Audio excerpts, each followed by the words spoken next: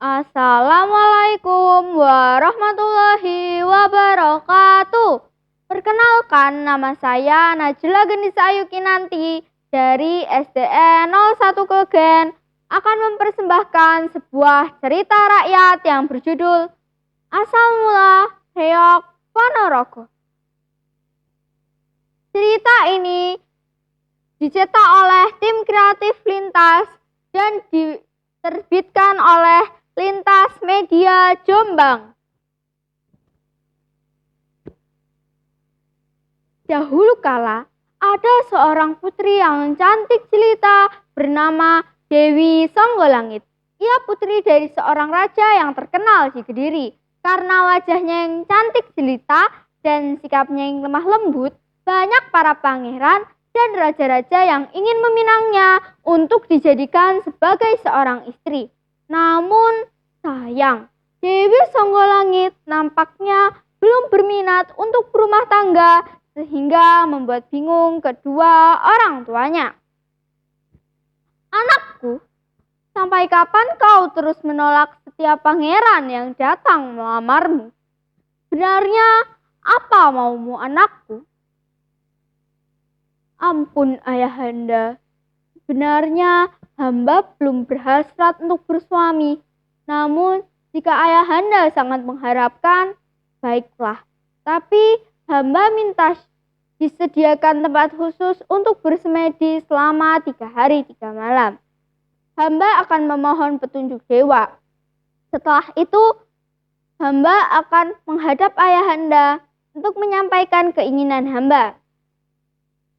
Lalu, Baginda memerintahkan para pegawai istana untuk menyiapkan tempat bersemedi yang jauh dari keramaian.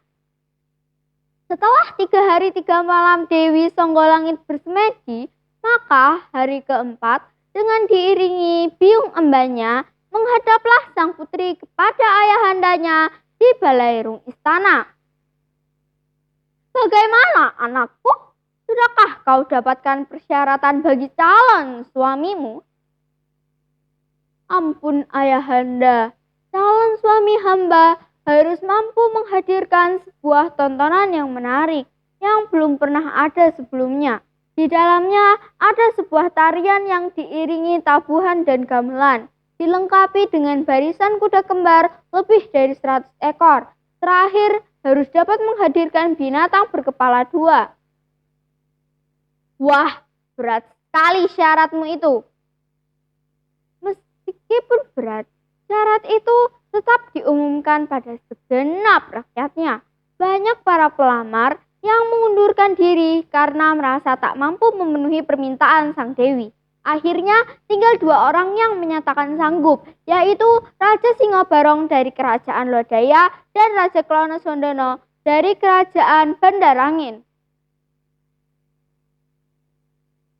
Raja sangat terkejut mendengar kesanggupan kedua raja itu, sebab Raja Singobarong adalah manusia yang aneh berkepala harimau. Wataknya buas, bengis dan kejam. Bagian leher ke atas berwujud harimau yang berbulu lebat dengan penuh kutu di kepalanya. Oleh sebab itu, ia memelihara seekor burung merak yang rajin mematuki kutu-kutu di kepalanya.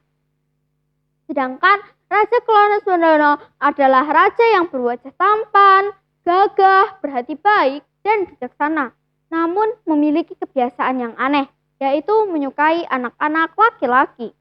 Hari terus berjalan. Raja Singobarong menyuruh para abdinya untuk mencarikan apa saja permintaan sang dewi. Namun yang baru bisa disiapkan hanyalah kuda-kuda kembar lebih dari 100 ekor. Pada suatu hari, ia memanggil patihnya yang bernama Idirkolo. Hai patih, coba kau selidiki sampai di mana Raja Klonosodono mampu menyiapkan permintaan sang dewi. Baik Baginda. Setelah melakukan penyamaran beberapa hari di Bandarangin, sang patih pun menghadap rajanya. Ampun Baginda, kiranya Klonosodono hampir berhasil memenuhi permintaan sang dewi. Namun yang belum bisa disiapkan hanyalah binatang berkepala 2. Wah, celaka. Kalau begitu, mari kita siapkan para prajurit pilihan untuk merebut hasil kerja keras Raja Klonoswandono.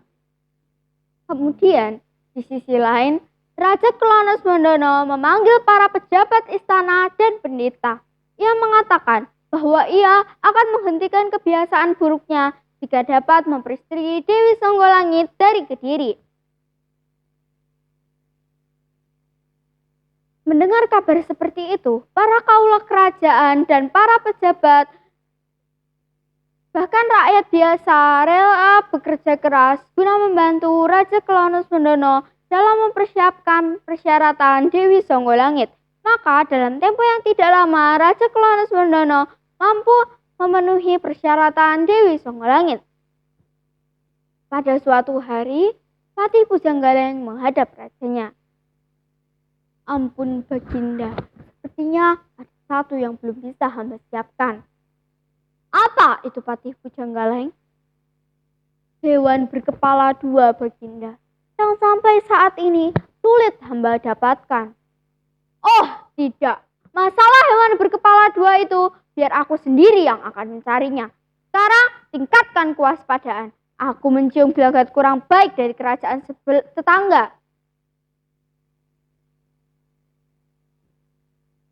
Rupanya, Raja Klonoswandono mengetahui niat buruk dari kerajaan Lodaya. Ia menyuruh Patih Pujanggaleng dan beberapa prajurit untuk memata-matai gerak-gerik prajurit Lodaya. Akhirnya, Patih Pujanggaleng dan beberapa prajurit mampu menaklukkan penyusup dan beberapa prajurit Lodaya di perbatasan dan menyerbu kerajaan Lodaya. Di waktu yang bersamaan, Raja Singobarong yang terlena dengan burung merak yang bertengger di punggungnya dikejutkan dengan kehadiran Raja Klonoswandono di hadapannya. Hei Raja Klonoswandono, mau apa kau datang kemari? Jangan pura-pura bodoh. Bukankah kau hendak merampas usahaku dalam memenuhi persyaratan Dewi Songgolangit? Hahaha. Jadi kau sudah mengetahuinya. Ya, maka aku datang untuk mengalahkan. Maka terjadilah adu kesaktian antara keduanya. Akhirnya Raja Klonoswandono lah yang mampu mengalahkan Raja Singobarong dan mengutuknya dengan mantra saktinya. Hei Singobarong, terimalah kutukan dariku. Saman Diman. Akhirnya Raja Singobarong menjadi hewan berkepala dua, yaitu berkepala harimau dan merak.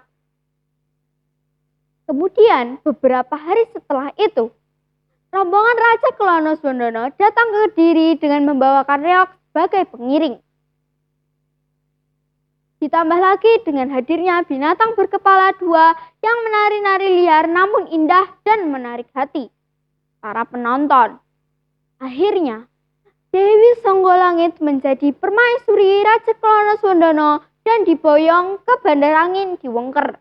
Kata Wengker adalah nama lain dari Ponorogo. Maka di kemudian hari kesenian reog ini disebut dengan reog Ponorogo. Demikianlah cerita asal mula reog Ponorogo.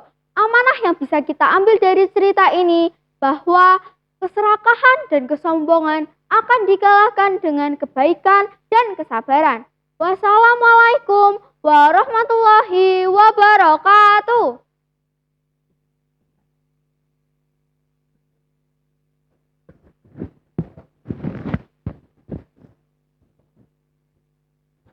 Nong neng nong neng nong neng nong neng nong neng nong neng nong neng